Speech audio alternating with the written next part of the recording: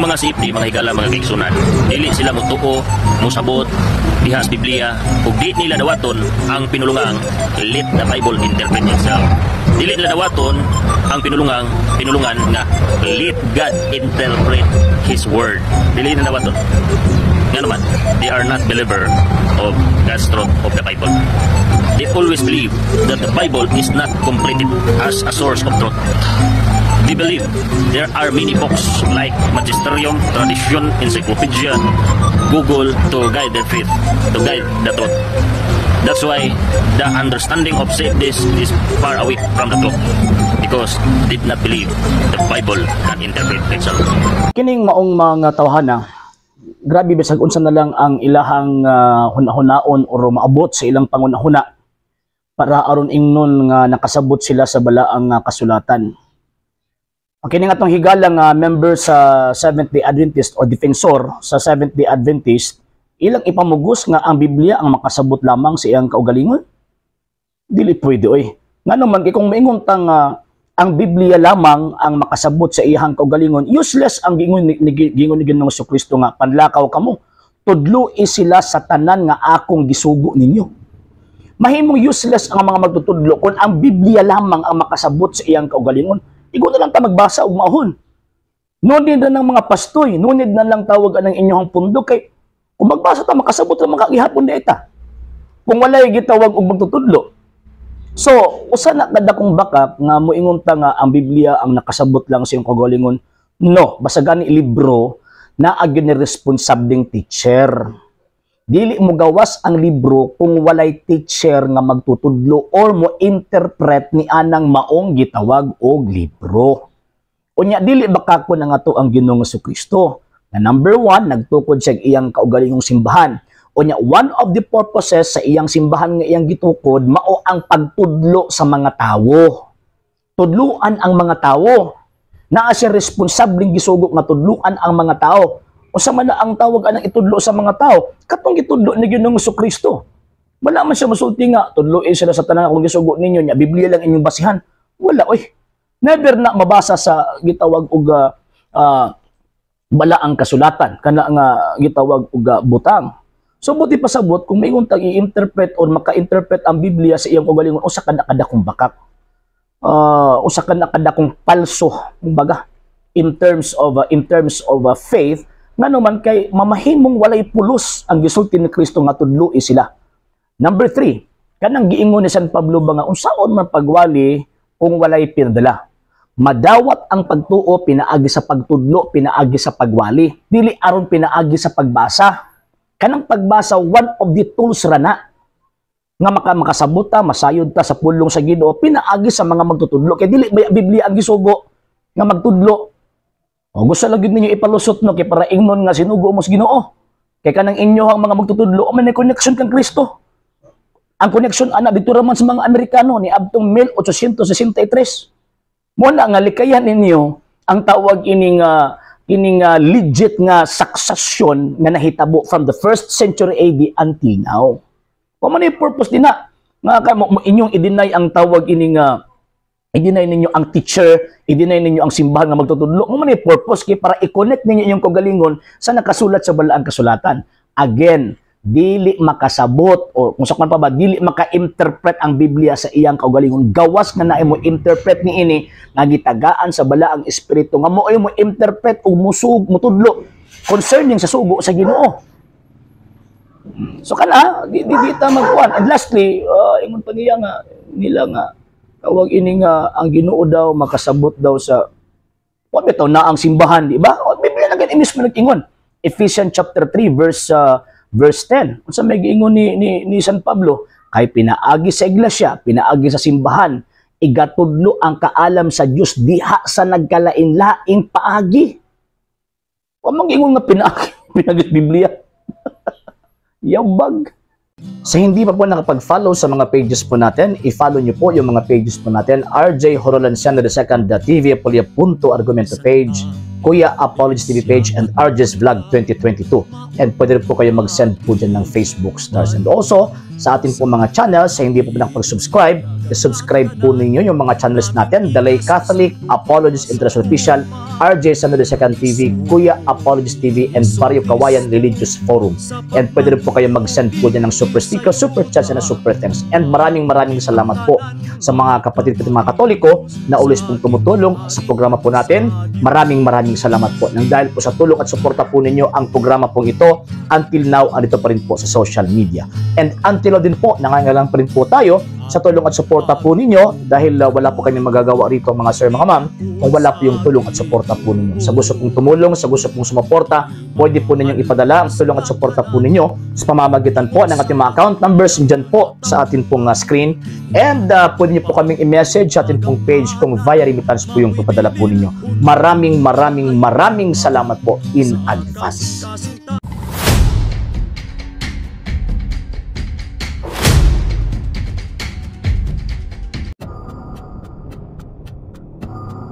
Kining mga pamahiin or sa ato pa sa mga Bisaya, pwede nga mga patuo-tuo sa panahon nga anaay gitawag og gihaya or anaay namatay or mamatay, parte na kini sa kinabuhi sa mga Filipino before pa niabot ang mga Espanyol ni adtong 1521.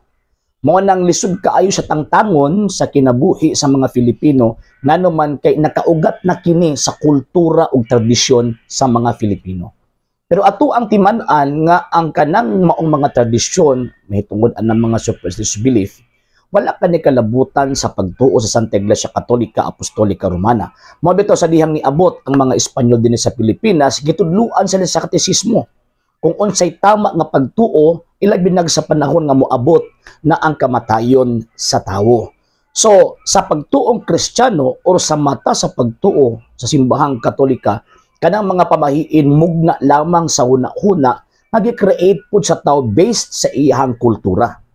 Wala na siya kalabutan sa pagtuo nga atong gihuptan isip o sa Katoliko. Nganuman, kay diha sa kamatayon, ang pagtulunan sa Santa Iglesia Katolika Apostolika Romana nagtudlo kitag realidad. Dili mugna sa hunahuna o dili mugna lang sa ato ang experience sa mga nangagi ay kung diin naka-create mga butang nga wala ni haom sa realidad. So diha sa kamatayon motuo tag sa dili or muuyon tag sa dili mahitabo gyud na. Ug diha sa kamatayon wa tay laing saligan gawas lamang ang Ginoong Dios nga atong gituuhan o gitudlo sa Santa Iglesia Katolika Apostolika Romana. Kanang dili pagkaligo sa panahon nga naay gihaya sa ato ang balay or sa balay sa usa ka tawag ini namatian. Again, part na siya sa superstitious belief or kanang mga patuo-tuo sa panahon nga mahitabo ng ang okasyon kanang naay gitawag og mamatay. Actually, again, wala na kalabutan sa pagtuong Katoliko. Ug walay tudlo ang simbahang Katolika, Santa Iglesia Katolika, Apostolika Romana, nga bawal maligo kung naay gihaya or naay ihaya nga patay. Actually, ang origin magud ana, ang moingon magud sila nga bawal ang pagkaligo kung nagihayang patay. Ngilad daw kuno na. Pero ang tinuod ana mga sir ug mga ma'am, nganong di ta paliguon tungod kay pulaw ta. Siyempre, kung pulaw ta, kung maligo ta, madaot yun ang ato ang mata. Pero again, wala na siya kalambigitan or wala na siya koneksyon sa pagtuo or sa laing kinabuhi nga naay koneksyon ka ng patay ug kita. So, mo na nga dili na siya appeal sa ato ang pagtuong Kristiyano. Bawal manghinlo sa panahon sa naigihaya ang patay. Kung ato ang sundon ka na nga lohika, ngilad nga manghinlo tungod kay nadihagihaya ang patay, mahulog nga kung ang patay hayaog usa ka buwan, watay ligo, watay gitawag og hinlo. Ang mahitabuan na mas una patang mabaho sa patay. Okay man tong patay kay na may formalin nga gihaya sa tong atubangan, pero kita nga naglamay, di gyud na mahitabo nga di ta manghinlo kay mabaho ta.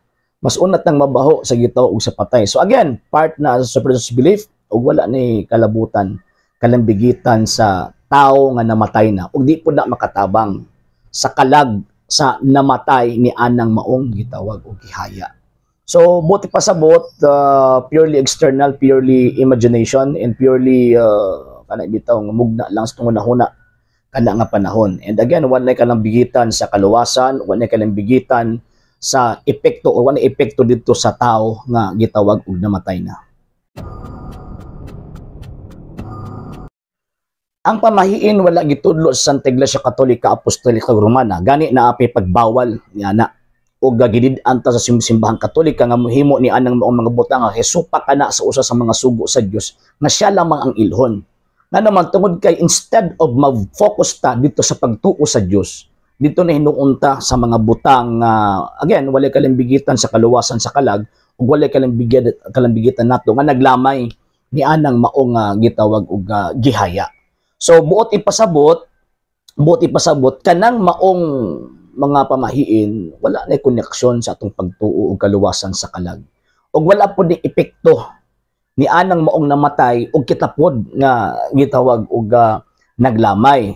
And at the same time ang epekto mahitabo lamang sa dihang kumubuhat ug mutuo-tuotan ni ana wala na hinuon ta ni tuo sa Ginoong Dios dito na hinuon ta nagsalig sa mga butang nga kuno ngilad kuno magkatay-katay ang patay kung ato ang himuon kana. So ang mahitabuan na nakasala kita batok sa gitawag og sugo sa Dios na siya lamang ilhon wala ni lain. So makasala na hinunta og mortal if in case nga ato ang ilisan ang Ginoong Dios dito sa mga butang nga ato ang gikahadlukan dito sa mga butang nga diin dito ta nahigot kung baga instead og magampo ta para sa mga kalag sa mga nangamatay dito na hinuon ta sa mga patuo-tuo nato nga gitawag og gibuhat. Ang kinahanglan sa taong namatay na mao ang pag-ampo. Ngano man kay ngatong pagtuong Katoliko dili sama sa ubang mga sekta nga ang kamatayon cessation of existence no. Kita mga Katoliko ang atong pagtuo ang kamatayon mao lamang ang panagbulag sa lawas ug sa kalag. Sa dihang mubulag ang kalag diha sa lawas mahitabo ang kamatayon. Ang lawas Ecclesiastes chapter 12 verse 7 mouli sa abog. Ang kalag muuli sa Dios Ecclesiastes chapter 12 verse 7 ug mahitabo kanang giingon nga particular judgment na sumala pang San Pablo ingon pa niya nga gitugutan ang tao nga mamatay sa makausa lamang ug tapos niya na hukman siya. Hebrews chapter 9 verse 27 unya ang paghukom sa tao Revelation chapter 20 verse 12 pinaagi sa iyahang binuhatan. Kung nakabuhat ang maong tao samtang buhi pa ug sala nga ikamatay maimpyerno siya anang giingon nga ikaduhang kamatayon Revelation chapter 20 verse 10. Pero kung makabuhat siya og maayo, nya naa siya sa estado sa grasya niya namatay siya, nabayran niya iyang mga damyo sa iyang mga sala, mga malangit siya. Apan kung nakapangayo sig pasaylo sa Dios, nakadawat siya grasya pinaagi sa mga sakramento, unya wa niya mabayari ang mga damyo sa sala nga iyang nahimo samtang siya buhi pa. So pagkamatay niya di siya pwedeng maimpyerno kay nauli naman iyang relasyon sa Dios. Di pud siya malangit pa tungod kay naama siya mga damyo sa kinahanglan niyang bayaran. So mo na mituo ta sa luna or estado nga diin na didto ipahimutang ang mga kalag ug ulayon sila, limpyuhan sila katong mga damyo sa ilang mga sala samtang sila buhi pa kaniadto, limpyuhan pinaagi og kalayo nga sumala pang San Pablo apan kun masunog kini mahanaw kini kaniya apan makalatas siya pinaagi ni ining maong kalayo. So kanang maong lugar gitawag na sa terminong Espanyol na mga Katoliko nga purgatorio. O sa purgatorio ang mga kalag nga nahimutang dito wa nay kalingkawasan wala nay kahigayonan rather. Wala nay kahigayon ng maimpyerno. Dili sama sa impyerno nga wa nay kalingkawasan. Ang sa purgatorio wa nay kahigayon ng maimpyerno kay giandam na lamang sila padulong didto sa gitawag og langit. Ug aron mahinay-hinay sa lingkawas ni anang maong temporaryong pag-amtos mao nang mohimo kitag apil sa Dios pinaagi sa atong mga pag-ampo. So kanang mga gihaya, mga nangamatay na, mga sir ug mga ma'am, kanang mga bula, kanang mga nindot nga mga lungon, kanang mga palamuti sa panahon sa tawag ining haya, okay man na. Pero again, wala na ug di na makatabang didto sa kalag sa mga nangamatay na. Ang makatabang nila mao nga atong pag-ampo, ilabi na sa pag-ampo sa iyahang kaugalingong pamilya. Di na tinuod ka nang moingon sila nga bawal unayon og pag-ampo, unayon sa pamilya pag-ampo kadto nga kalag sa namatay. No. Ang responsibilidad sa pag-ampo alang sa mga nangamatay na naapi na kauna sa pamilya. Ibisan gani si Kristo sa dihang namatay si Lazaro. Ang nag-ampo dito kang Kristo dili man laing tao, ang igsuon man ni Lazaro nga si tawag ini nga atong isa sa mga igsuon ni Lazaro, nag-ampo ang Ginoong Kristo.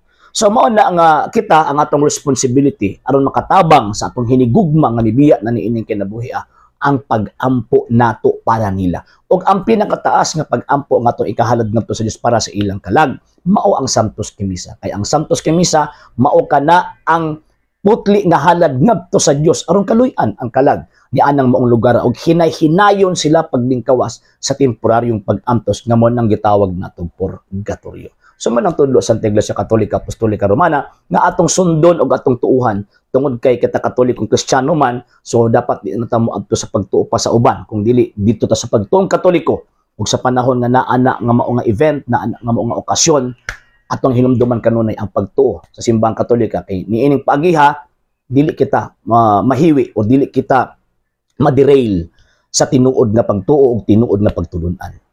Sa hindi pa po nakapag-follow sa mga pages po natin, i-follow nyo po yung mga pages po natin, RJ Horolanciano II, TV Apolia Punto Argumento page, Kuya Apologist TV page, and RJ's Vlog 2022.